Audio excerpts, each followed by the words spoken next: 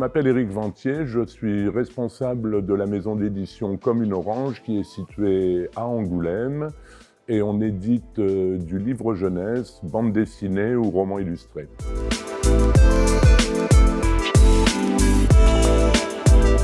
Alors, Comme une Orange, c'est une maison d'édition qui a maintenant 11 ans. En fait, on fête nos 10 ans cette année parce qu'avec l'année de Covid qui nous a mangé notre anniversaire, on dit qu'on a 10 ans, mais on a 11 ans. Ça a été fondé au départ par un petit groupement d'auteurs avec un but, c'était de publier les livres qu'on avait écrits et qu'on aimait beaucoup et qu'on n'arrivait pas à vendre à nos éditeurs classiques.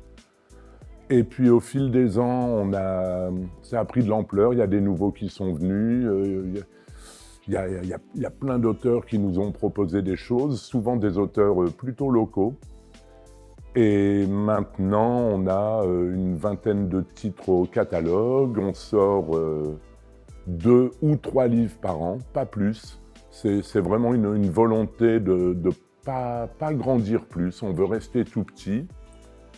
On privilégie vraiment l'auteur. Nous, on verse 20% de droits d'auteur, ce qui est quand même une sorte de record quelque part, même si on n'est pas les seuls à le faire. Dans nos contrats, on ne prend aucun droit autre que les droits d'exploitation. L'auteur garde tous ses droits de vente à l'étranger, enfin tout. Et on fait aussi pas mal d'aide aux auteurs sur l'administratif, des choses comme ça.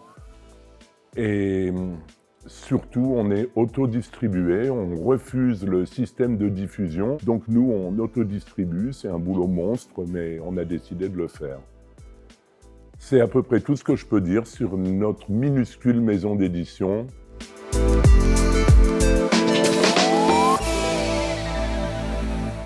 Alors les livres qu'on publie, comme j'ai dit déjà, c'est 2 ou 3 par an. Beaucoup plus de romans illustrés que de bandes dessinées. En bande dessinée, par exemple, on a publié un album qu'on adore. C'est CO2 de Marine Blandin, qui est l'exemple type du genre d'album qu'on publie, puisque Marine Blandin, quand même, qui a été 2 fois sélectionnée à Angoulême, qui est une dessinatrice géniale, et quand elle a présenté ça à ses éditeurs, ils lui ont dit « Des histoires de plantes, ça marchera jamais », parce que ce livre, c'est « Que font vos plantes d'intérieur quand vous êtes à l'extérieur ?» Et nous, on l'a publié, évidemment, il marche très bien, et il est très beau, et il est très drôle, et on est très content d'avoir Marine Blandin dans notre équipe maintenant, qui nous aide à développer la maison d'édition. On fait aussi, au-delà de la BD, on fait aussi, et surtout, je dirais, de l'album jeunesse. Par exemple, celui-ci, Petite poussière, on est à 3 là-dessus, moi j'ai écrit les textes. Il y a Geoffrey Grimal qui a fait les personnages. Et les décors sont faits par une artiste peintre qui n'avait jamais fait de livre. Et on a un livre très différent de ce qu'il fait, très élégant, très beau, dans des couleurs qui ne sont pas du tout dans les codes des livres pour les tout petits. Et c'est ce qu'on cherche, cette espèce d'originalité. Et on cherche à publier des gens qui n'auraient jamais été publiés ailleurs, en fait. On remarque aussi quelque chose chez nous, c'est que notre format de prédilection, évidemment c'est pas le seul, mais c'est le petit format. Là on est en format A5, 21-15, et de la BD en petit format, c'est un peu difficile. Il y en a très peu. Nous on privilégie vraiment ce format, la plupart de nos livres sont dans ce format, quelquefois un petit peu plus grand, comme celui-là. Quelquefois, on va vers des formats carrés, d'autres formats, mais ça, c'est vraiment notre marque de fabrique. Et ça marche très bien comme format pour de la BD, alors que c'est pas du tout utilisé, mais ça marche très bien.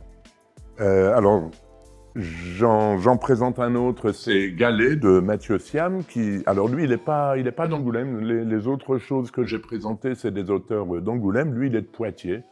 On a quand même fait 100 km pour aller le chercher. C'est une performance pour nous. Et Galet, c'est un roman graphique, c'est un premier livre. C'est vraiment un artiste qui avait envie de faire de la BD. Et on a publié ce premier livre en n'y croyant pas beaucoup. On l'a tiré à bien peu d'exemplaires, et les bien peu d'exemplaires se sont tous vendus en 15 jours. Maintenant, on en est au 4e tirage de celui-là, c'est un succès fou. Et on est bien content parce que maintenant, Mathieu, on lui a donné sa chance avec ce premier livre. Il en a fait un deuxième et un troisième chez nous. Et là, maintenant, là, il va rentrer dans la cour des grands, puisque là, il va publier une biographie dessinée du douanier Rousseau chez Steinkiss, je crois. Et donc, il est bien lancé dans le métier, et c'est grâce à nous, parce qu'on est trop fort.